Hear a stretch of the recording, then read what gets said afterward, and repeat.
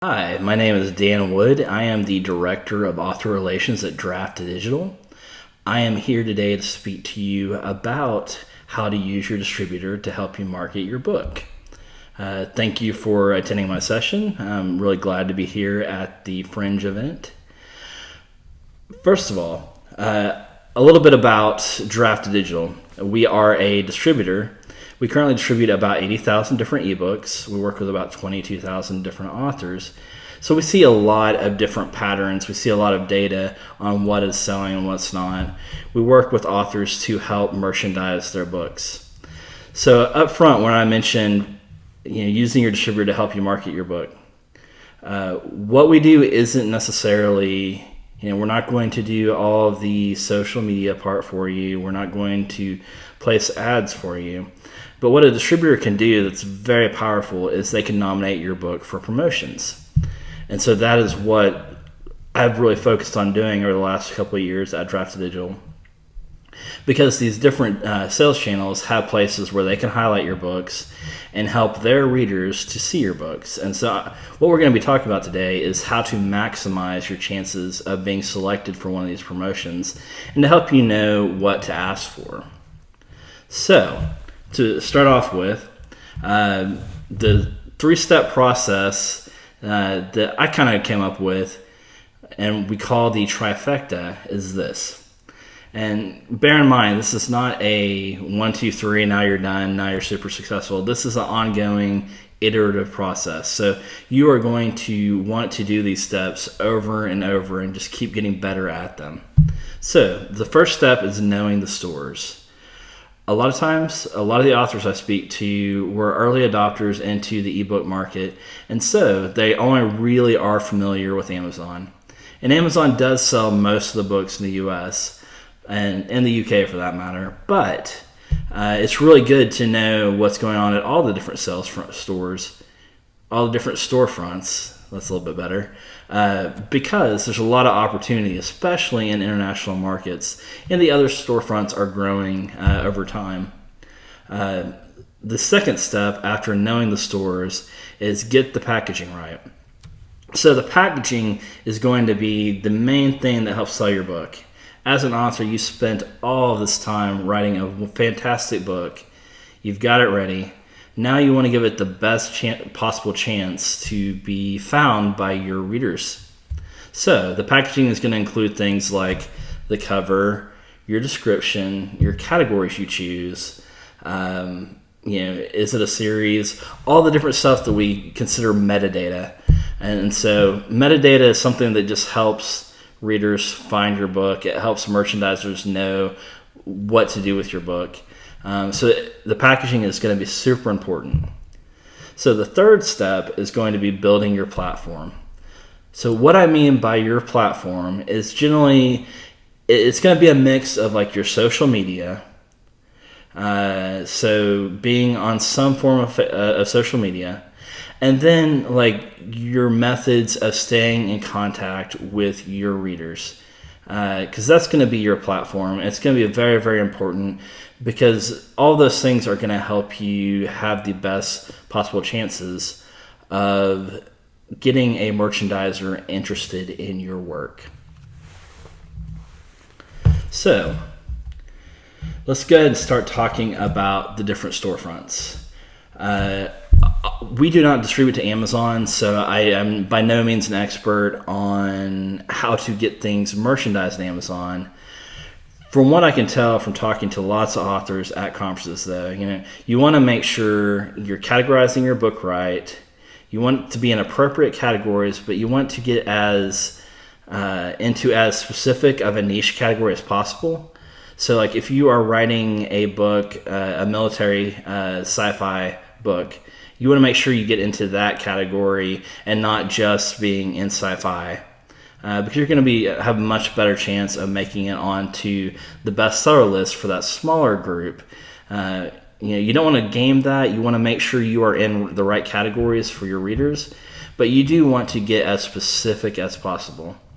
A lot of the merchandising at Amazon is algorithm driven. They've got algorithms that are looking at what's moving, what's not moving. And so anything you can do like BookBub, the different email blast things to get your book moving is going to help.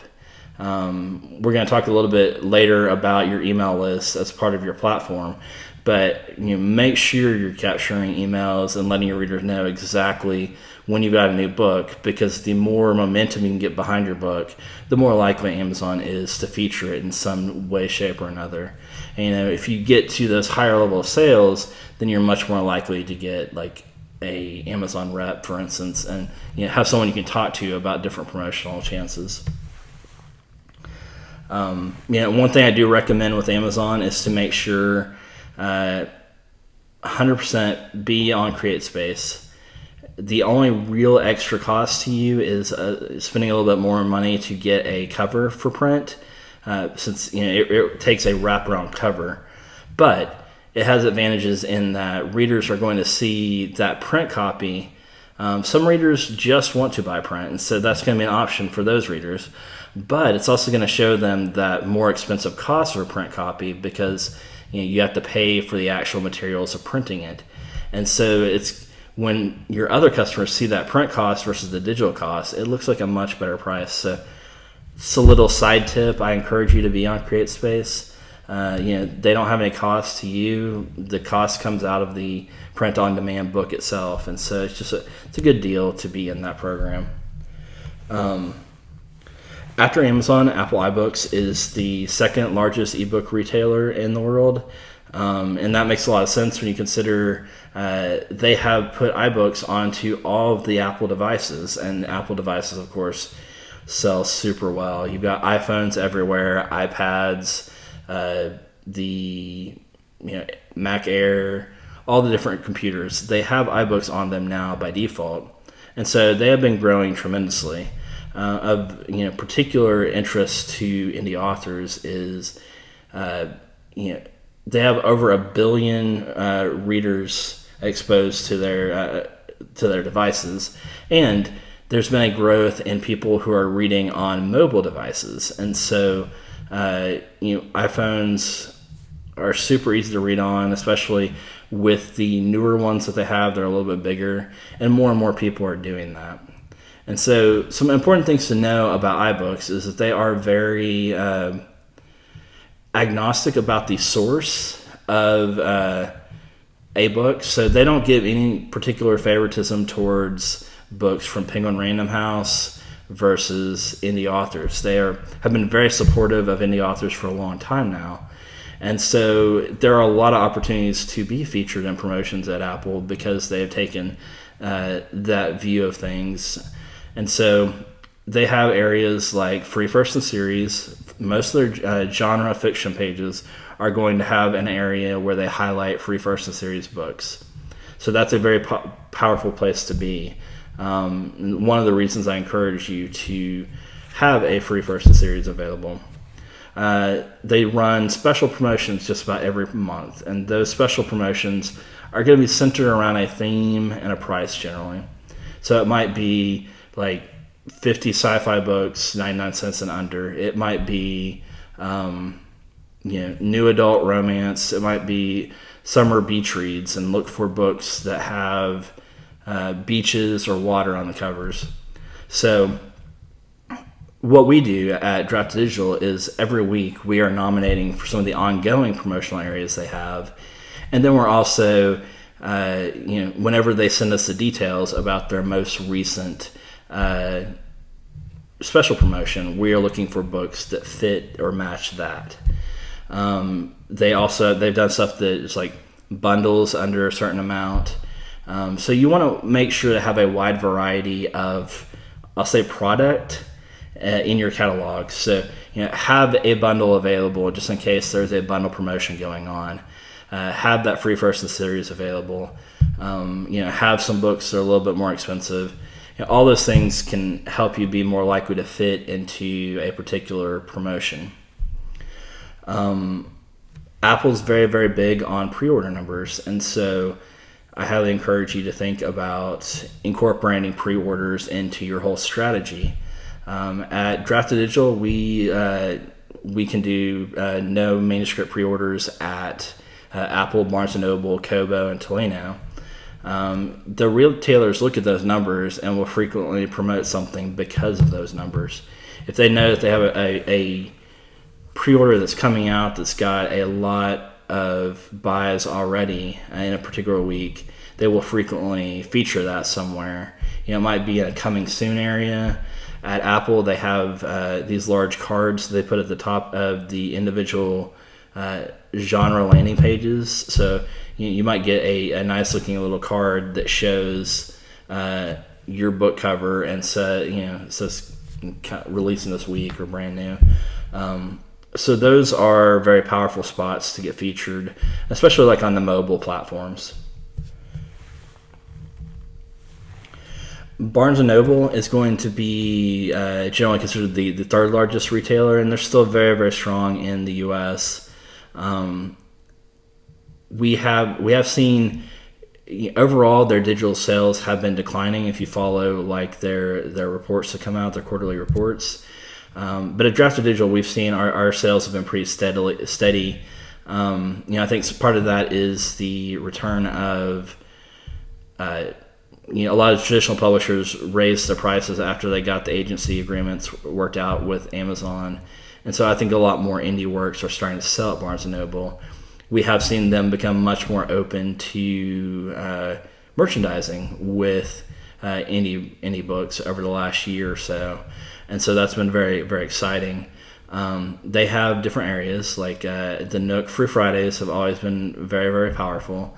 They recently changed that a little bit, so it's incorporated into their B&N Readouts program. But it's still the same basic concept. They advertise a free book to their readers on Friday and over the weekends of that Friday, just to give them a chance to sample a work and see if they want to move on in the series. They also have Nook Daily Deals, which is a pretty powerful one. They now include both a Nook Daily Deal and a Nook Romantic Daily Deal. And so in the past, you would be competing for basically 365 slots over the course of a year. Well, by adding a Romantic Daily Deal and having one that's separate for every other genre, has really worked out well to increase the amount of space they have to advertise for indies. And so we've nominated a lot of books for those. Generally, for the daily deals, what you're going to want is to have a product higher price than traditional for indies. And so you probably want it to be about $4.99 or $3.99 because they want to be able to show the percentage discount. So if they knock it down to 99 cents, they want to be able to show it's a huge saving for their customers. And so it can be good to have things in your catalog that are a little bit higher priced. That might be your bundle. It might be you might think about moving your prices up a little bit. Just depends on what you do with. Everyone has a different way of how they approach their pricing scheme, but having different products at different pricing levels is always a good idea. They also have a Nook Bundles page, so if you have a bundle, you can frequently be featured on that Nook Bundles page, and so that's a good place to know about and ask about. Because really, what we do as a distributor is, it might be weekly, it might be monthly. We work with different retailers and different schedules, but we're constantly nominating books for the different areas at those retailers, and so just checking in every once in a while, letting a retailer or a distributor know I've got this available, is really a helpful thing to do. You don't want to be pushy. You have to know that sometimes you might not get selected. It has nothing to do with the actual quality of your product. It might just be that there are other things that the merchandisers chose over your work. And that might just come down to what they were looking for. If sometimes they're focusing in on one genre or another. So when you do, it's always good to let distributor know or whatever contact you have about what you have available, upcoming sales you're thinking about running. Be open to us reaching out to you and about we'd like to feature this, be open to like lowering your price, because that's something, if you have those opportunities, take advantage of them by all means. So next I'm going to talk about Kobo.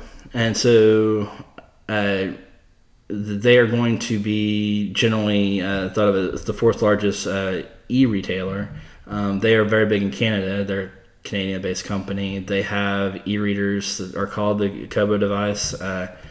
They're very popular in Canada, and synonymous with e-reading in the same way Kindle is here in the U.S.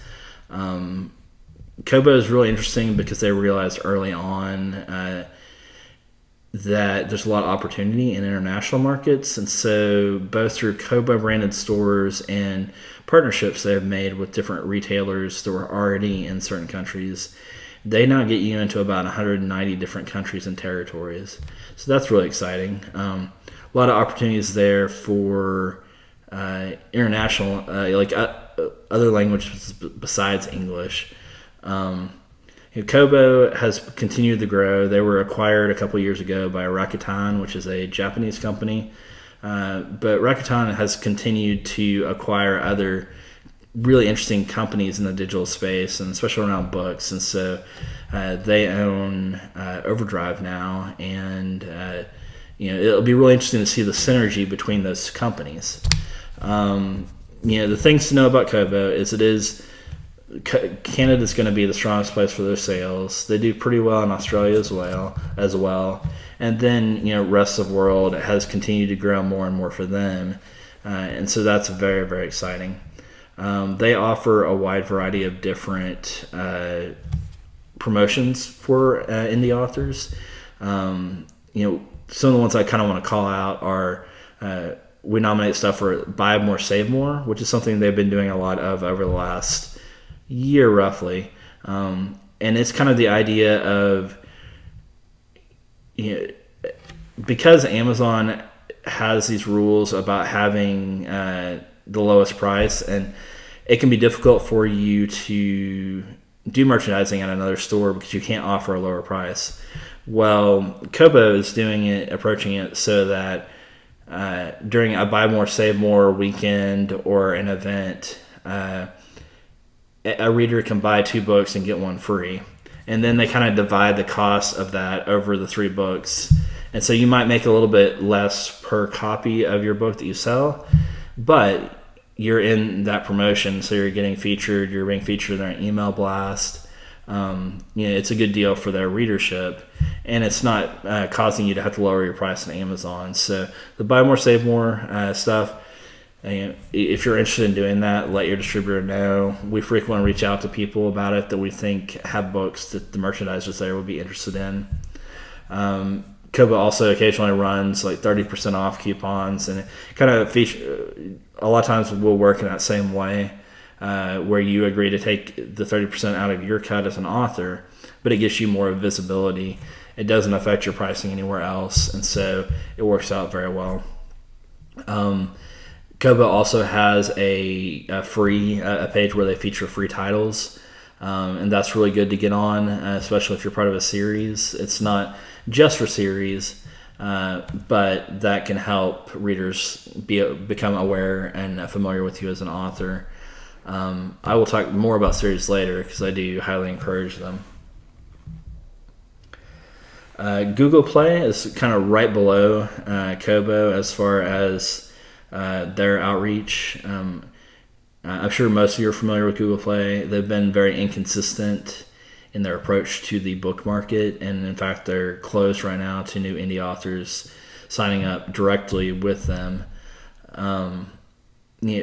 Like Apple, because of the rise of mobile reading and how widespread the Android phones are, there's a lot of opportunities at Google.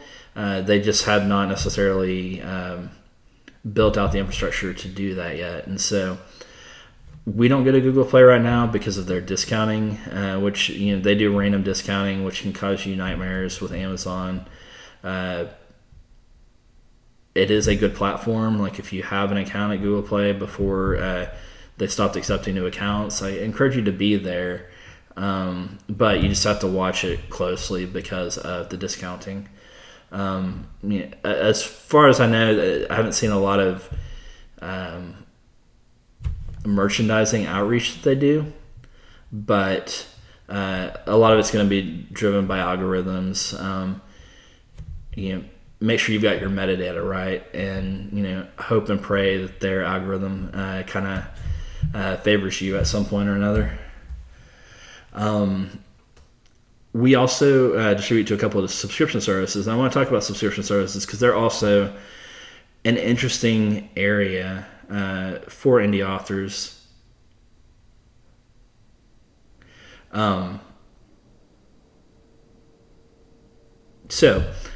Subscriptions take out a lot of the fear of, like, they take pricing out of the equation. And so a lot of times you will try something because it's available as part of the subscription service that you wouldn't normally try, you wouldn't normally pay for. You'll give it a shot. Subscription services and books have been it's been an interesting market. They have been changing a lot recently. It's very hard to find a business model that works well with the desires of traditional publishers and with the needs of the subscription service to offer a wide variety. A lot of these subscription services are getting closer and closer. Oyster recently was acquired by Google, or Acqui-Hired, whatever you want to call. A lot of the staff and a lot of the technology from Oyster, Google now owns. So it's interesting to see what they might do with that.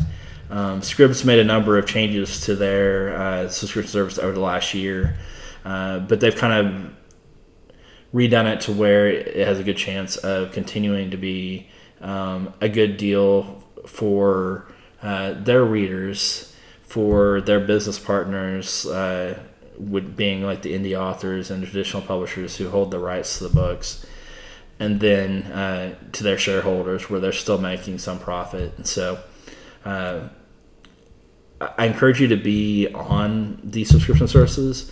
With Draft Digital, we've kept all of our contracts with subscription services are the same structure as if someone were to buy your book. And so you're not losing any money. If someone reads past a certain percentage in your book, you make as much money off that book as you would if you made a sale on another platform. Some of the other subscription services like Kindle Unlimited have split up the price to like paying you per page, and kind of have weird pots that you really don't know exactly what you're going to make whenever your book is read per month. You kind of wait and see. With our subscription services, we don't do that at all. So that's going to be like Scribd at 24 Symbols. The things to know about them is they do have places to highlight books. As an indie author, you're especially appealing to them because your books cost less generally than traditionally published books. And so we've gotten a lot of stuff featured at both Scribd and 24 Symbols because of that. And it gives you a lot of opportunities to find different readers. A lot of you probably aren't familiar with 24 Symbols. They are a company in Spain that's been around for quite a while. It was like 2012 or 2013, I believe, which is a long time in with all the crazy changes in publishing right now. They have focused on Spanish-speaking markets. They have expanded into the U.S. recently and expanded into Germany recently. And so it's a good opportunity if you have translations for those markets. Really good place to be. There's a lot of English readers in those markets too, and so it's a good place to be for those reasons as well.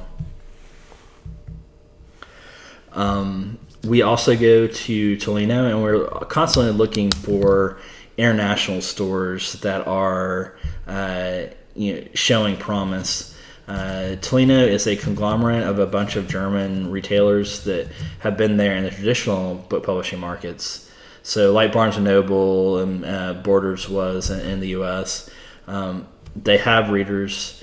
They realized that if they were all competing against each other for digital readers, it wouldn't work out as well. And so they formed the Tolino Alliance. The Tolino Alliance has a device called the Tolino, which is like an e-reader like the Kindle, and then they have apps and everything. So if you buy a digital book from any of their store fronts, it all works on one of those devices or one of those apps. And so they're very big in Germany, have a big chunk of the German digital market. The thing to really know about Tolino, there's not like a website you can go to that is Tolino.com. It's going to be all the different retailers' individual sites. And so for Draft Digital, most of our sales come through Thalia.de. Then there's they have over 20 sites, mostly in Germany, but they've expanded into other parts of Central Europe like Italy. Most of our outliers, the stuff that sells really, really well, has been German language books, so either translations or things originally written in German. We do see steady sales of English content, though, and that's one of the big reasons they were interested in working with us as a partner, is for that English language content. But with Tolino, I wouldn't say you need to focus in on like trying to get merchandising there, really, unless you do have that German language content, and then that's going to be something that they're more likely to be interested in. We have seen fantastic growth there. Like, it just continues to grow month over month. So we're very, very excited about that. And we're looking at other regional e-retailers that cater to certain markets.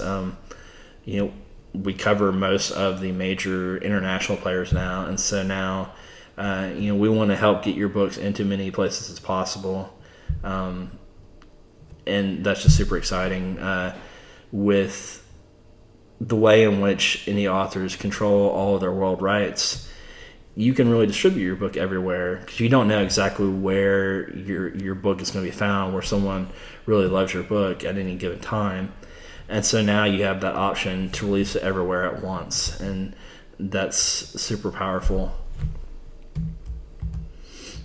So I'm going to move on from knowing the retailers. There's still some other little retailers, but those are the big ones, I think, and ones to kind of familiarize yourself with. I would highly encourage you, if you listed those places, go check them out. Go look at their websites, see how they're structured, because that's going to help you know, like how to approach their platform, how to making sure your book is categorized right on their platform, etc. I'm gonna move on to getting the packaging right, because that's huge. So packaging. First thing I want to talk to you about is covers. Covers are super, super important. Super important. So a lot of times the cover might be your only chance at a reader, your only chance at a merchandiser. Like, your cover has to grab them. They have to like it. You are going to want your cover to be really high quality. Like, if you've been making your own, there are some people out there who can make their own and do a very, very good job. Just most of you probably can't. Ask someone who can be very objective about it. Don't ask your mom. Don't ask your friends. Ask someone that will give you a good feedback, because that cover is going to make or break your book. I promise you.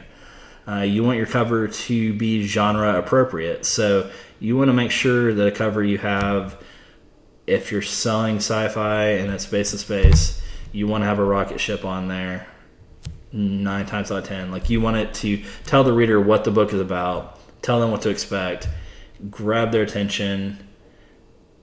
You want it to look like the other books around it in that category, look like it's the same quality level, but stick out a little bit. And the other thing I want you to think about is make sure it looks great as a thumbnail. So a lot of covers I see look fantastic on like a print book. Like, as long as it's like a very big rendition of the cover, they look great. But you've got to realize a lot of people are going to be seeing your cover on a website or possibly on their phone. And it's going to be a very, very small thumbnail clip of the cover. You want it to pop as that little cover and then look really great as the big cover. That's my 2 cents. If you're writing a series, include some personal branding. Make sure all the covers in that series all look related in some way. That might be font, that might be color choices, that might be any number of things, but just make sure they've got strong visual branding. So when someone sees that, even without seeing your name, they're going to know, oh, that must be part of that series. Product description. So product description is going to be the number 2 thing people look at. You don't want it to be just a summary of your book. You don't need to tell the whole plot. You want it to actually be like an elevator pitch. You want it to be something that very quickly draws a reader in and leaves them wanting more. That can be a difficult skill set, but it's ad copy. You want to make sure that it's drawing the readers in. It's encouraging them to want to check out the sample or just buy it right there. That is good for the readers, but it's also good for the merchandisers, because when we nominate your book, they're going to look at that, and if they don't get drawn into the basic premise of the book, then they're not likely to choose it. So reviews are critical for the whole process. My main advice here, getting reviews is difficult, so make sure you're asking for them. At the end of your book, always ask readers to go ahead and leave a review. On your social media, every once in a while, let your readers know how critical reviews are to authors, and ask them to leave a review if they liked your book. The retailers and the merchandisers look at that information. When I'm nominating books, I will go look and see how your reviews are at other sites and let them know, because sometimes, especially if you came out of being exclusive with Amazon, you might have hundreds of reviews on Amazon, but you haven't found your readers yet at Apple or Barnes & Noble. And so I'll go look and I'll let the retailer know that you're well reviewed on those sites. When you reach out to your distributor, let them know that, because it just saves us work. Categorization. So making sure your book is in the right place to be found is very important. There is no real standard for categories, so you want to look at each retailer and just make sure you think you fit in the area. Like, if you're in like fantasy, there's one fantasy. All the retailers have a generic fantasy place, but like if you're getting more specific, some retailers have a category placement for new adult and some don't. And so, like, looking at that, knowing what's available and making sure your book is in the best possible category for it is going to help you find readers. It's going to help you be eligible for different promotions that are specific for a niche category. So be familiar. Make sure your book is in the right place. It's win-win for everybody. Pricing. This one's a fun one. So, as I mentioned, a lot of these retailers have different promotion opportunities that involve some sort of pricing discount or have areas to feature free books. Have a variety of pricing structures in your catalog. So have a book that's a free first in series. You don't, like, if you've got multiple series, I don't think you necessarily need to have all of them having a free first in series. I think you can rotate that every once in a while, but at least have one book that introduces readers to your world or to your work as an author at any given time. Have a book that's higher priced. That might be your bundle. Have a bundle, yada, yada, yada. Pricing, territorial pricing, and what I mean by that. So it's really important as we go international to have prices to appeal to everyone. And so a lot of the writer platforms that you get when you go direct, like KDP Direct or iBooks, let you set prices for individual territories in their currency to make sure that you're setting it so it's a nice, happy number. Like it ends in 99 or 49. It's not like a random price like £117. There's a lot of psychology that goes into those those number endings. And so you want to go ahead and make sure you're setting a price that's going to look attractive to readers, because the merchandisers are going to look at that, and it's going to encourage them to go with the authors that do that versus the ones that don't. At Drafted Digital, we allow you to set those prices. So for everywhere we send out, you can use our territorial pricing option to set individual prices for each currency. And that includes, you can set a price lower or higher than its equivalent would be in just converting it from US dollars. You might want to price lower in certain markets, and you might want to price higher in certain markets. You have that flexibility and option, and I encourage you to take advantage of it, because it will sell more books. I've mentioned a couple times, have bundles, have a bundle. Enough said. Series. So if you are a brand new author, or you are just starting in your writing career, you will save yourself a ton of headaches if you write in series at the beginning. It's really, really, really, really, really hard to merchandise standalone books. It very rarely happens from what I've found in nominating books. Series, it's a good move for the retailer. It gives them the most bang for their buck. They're much more likely to make more money off a series. Readers like it. Write in series to begin with. Once you get your name out there, then you can experiment and do other stuff. You can go wild. Along that same line, stay in the same genre for a little while if you're a new author. It'll just make things easier. If you're very experienced, you're probably already doing whatever you want to, and so awesome. I hope you're succeeding. We found that with series, it's critical to get your metadata right, and so one thing that Draft Digital does is we're frequently auditing and making sure our storefronts are showing when series are connected, to make sure we're sending the right metadata, because you want to make sure, because a lot of the retailers on their storefront will show the rest of the series, and so it's really important to have your series data right. Finally, I want to talk about pre-orders in regards to getting the packaging right. Pre-orders aren't exactly a packaging thing, but I think it fits in the best in this category. A lot of the retailers use pre-orders to judge whether or not to promote a book on its release week. Apple especially does this. I encourage you to make pre-orders a part of your operating procedures. Apple actually rewards you,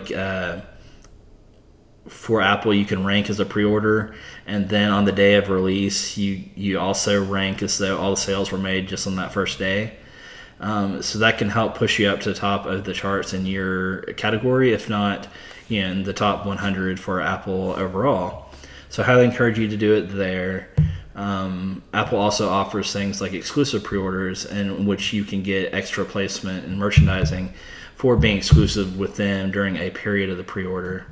It doesn't have to be the entire pre-order period, so you can have it be exclusive at Apple for the first month, but have it exclusive there. You can reach out to your distributor, see if they offer any kind of incentives for doing that. Drafted Digital, we can do pre-orders at Apple, Kobo, Barnes & Noble, and Tolino, and we've seen that most really successful authors are doing them, and it's just a really good practice having that data to be able to say, hey, this has a ton of pre-orders already, can you feature it? Just helps sell your book to the merchandisers. Next, I want to talk about building your platform. So we're kind of on the last step of this process. It just kind of goes over and over. You're going to keep needing to pay attention to knowing the stores, because they're going to change. New stores are going to come along. Old stores are going to go away. You need to continually be working on your packaging, and then building your platform is kind of that final piece. So one thing you can do that helps us as a distributor is make sure we know how to present the best possible version of you. So that's going to include things like, have you made a bestseller list? Have you made bestseller lists a lot? So like USA Today, New York Times bestseller. In some cases, you can use things like Amazon bestseller, although because of the ways you can play that, it's not necessarily, it doesn't hold as much water as some of the ones that require you to be on multiple retailers. If you have received awards, the awards have become more and more open to indies, and so as more indie authors receive them, make sure that we know, because that helps us tell the merchandisers that you have all these credentials that make your book better than your competition. And finally, your own personal professional credentials. And so this is most going to apply to nonfiction, because you're going to want to establish why you are an authority. So like if you're writing cookbooks, you're a chef, blah blah blah. If you are in certain types of fiction, it can be helpful too. Like if you are writing police procedurals and you were in the police for a while, that's a good thing to let people know, because it helps sell books. It's a good story. So help present you as the best possible version of you, because everyone's looking for not just the book, but the story behind the book. Make connections with your fans and stay in touch. So this is going to be, there's a couple of different ways you can do this. Part of that is going to be social media. So how social media relates to getting merchandising is that the different merchants are going to look at your social media accounts. They're going to see how many followers you have. They're going to see, are you talking about, are you sending your fans just to Amazon, or are you talking about them as well? It's critical to have your own platform to be able to speak to your readers. That's going to help you in all sorts of ways. Having that platform is also going to help you show the retailer that you are a great business partner.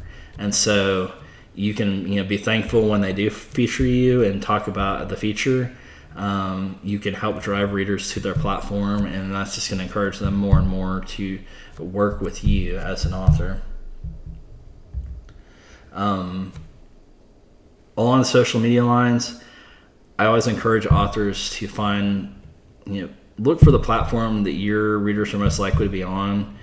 Find one you like, and then don't overdo it. Like, don't try to be everywhere. Try to be where you enjoy being and where it's something where you're actually gaining from it, and it's not like a chore, because people will be able to tell when it's a chore.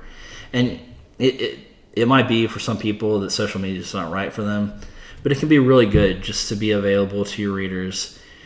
They want to connect to you. They want to see a little bit into your life, and that's what your social media account should do, is help show them bits and pieces of who you are. It should, you should be able to share stuff about what inspired your book, neat stories that you think are in line with what your audience pays attention to. You don't want it to be all sales. It can't be like, oh, my book's on sale, buy my book over and over. You unfollow those people. I unfollow those people. It's just human nature. We don't want to be sold to constantly. I frequently hear people say like 80-20, like 80% sharing, things that are interesting to your target audience, and 20% sales. I would even go so far as to say 90-10. Share your life in some way. That might be via Twitter. It might be via Facebook if you like Facebook. I know a lot of authors that have like their own Facebook groups and interact a lot with their fans there because they like doing that. You might use something like Pinterest and like share pictures of places or people that inspired a certain character or a certain place in your book. Those are all great ways to interact with your fans and help them. I guess the intent is for them to connect to you, keep you on their mind, because there's so many other things out there that are trying to take their attention. Finally, email. You really, really, really want to have an email list. You can use, letting retailers know how big of a email list you have is a powerful tool to encourage them to want to promote you.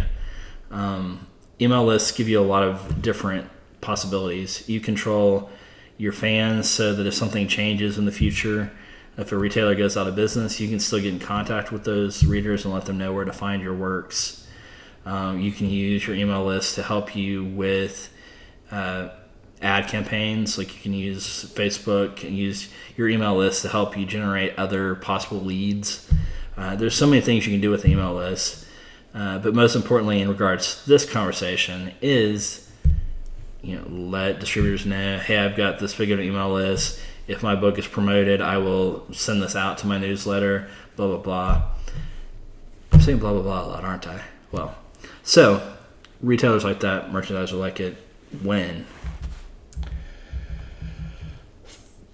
I said finally earlier, but I wasn't finally done. Kind of the last part of platform is networking. And so networking is very, very important within the industry. If you can, if you've got the right temperament for this, go to conferences for, check out the conference, see, especially any conference where you see that people from the industry are going to be there.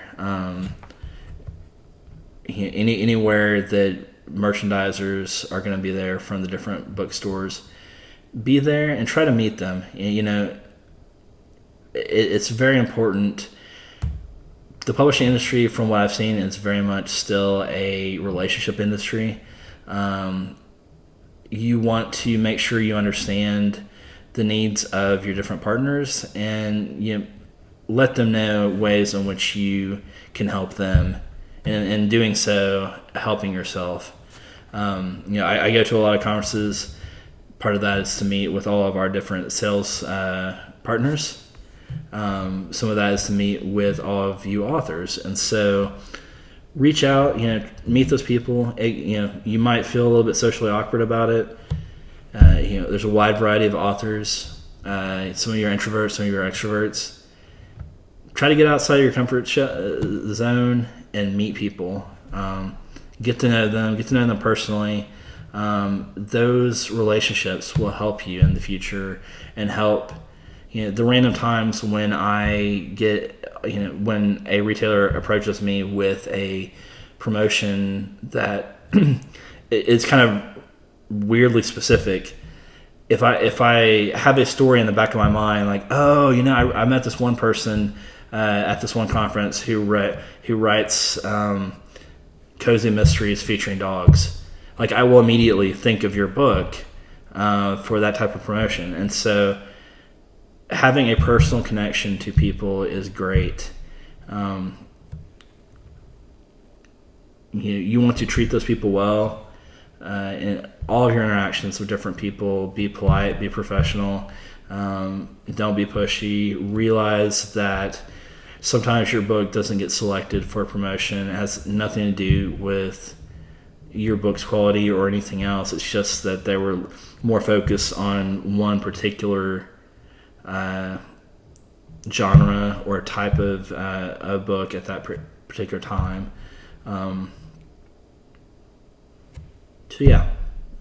People industry, get to know people. I think you'll be happy you did. I've met so many amazing, fantastic people, really, really interesting people. There are a lot of people out there that want to help you succeed as an author. You just need to be a great business partner and show them you're going to be a great business partner, and people will do everything they can to help you succeed. So that is the end of my session. I really appreciate you sticking around for all this. You can find me on Twitter at DanWoodOK. I'm out on Facebook. I don't know exactly what the Facebook thing is. You can come visit Draft Digital's website at www.draft2digital.com. We offer all kind of great customer service, and so if you have questions about anything, email us. We get back to people very, very quickly. We have a toll-free phone number, which I'm looking up right now. So you can actually call us if you've got questions about our service, or just are interested in something. Our number is 1-866-336-5600. 65099. And yeah, definitely give us a call. Thanks for having me. Bye.